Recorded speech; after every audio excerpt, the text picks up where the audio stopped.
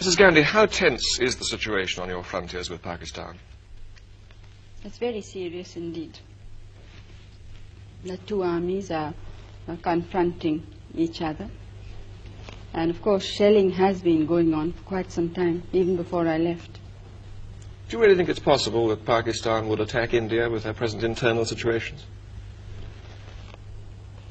Well, when there is the sort of chaos which they obviously have, they may take desperate action and feel that an external enemy might unite some of the people there.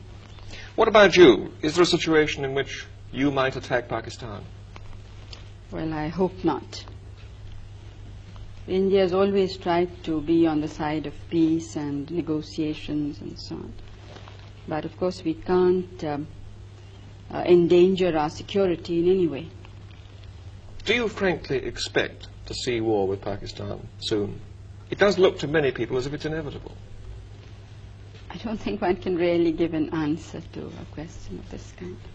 Because as I said, we are trying everything possible to prevent it. Why have you not felt able to agree, as the Pakistani president has, and he suggested it, that you should withdraw some troops from your frontiers? Pakistan, as I moved its troops forward, a considerable time before we did. Now, while they were there on our border, nobody raised any question that this endangers peace, that endangers our country. Now, when we felt compelled in the interest of our defense, the whole world seems to have woken up. Now, it seems a very unrealistic situation to me. And as far as going back is concerned, our positions are much further back. I mean, we don't have a second line that could serve us should Pakistan decide to attack after all. So it would not be, I don't think I would be doing my duty to the country and to the people if we would agree. And one thing you must remember is that we have never attacked anybody, but we have been attacked 3 times. But do you support the Bangladesh guerrillas? Do you support a separate state in East Pakistan? You see, it's not a question of supporting or not. The question is what is likely to happen. I don't think we can shut our eyes to the situation in a neighboring state. I think, and I personally think that most of the world believes this, so they may not be willing to say it out openly, that Pakistan as it existed can never be the same again. But don't you think the situation on your frontiers might be less dangerous if you personally were to meet Yahya Khan, so that you understood each other's positions more clearly? Have you read some of Yahya Khan, the president's speeches and interviews? Yes. Well, and do you still think it would serve a useful purpose? Maybe you would understand each other's positions on the frontier better. You'd understand why your troops are stationed there. No, I understand it perfectly well. There's absolutely no doubt in my mind. Our troops are stationed there because we were threatened by the military regime of Pakistan. In no uncertain words, there has been a situation of indirect aggression.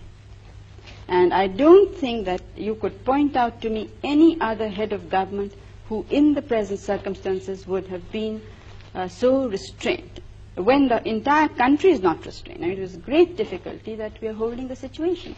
And then what we get outside is to equate us with a government which has killed more than 1 million people, which has created conditions of barbarity which I don't think the world has very seldom seen. Perhaps against the Jews in Hitler's time, but I don't think in any other time of history has this sort of thing been witnessed. Do you see yourself somehow being drawn into this, being involved in this in some way that you might have to intervene in East Pakistan? Out of humanity, almost. Well, East Bengal is the affair of the leaders of East Bengal. Now, it's up to them what should happen there. Final question. The refugees are still coming over and you have this enormous problem in India. How much longer can you sustain this? Oh, we can't sustain it now longer. It's now for some months it really has been something that's, water going higher and higher. What are you going to do about it? Something will have to be done.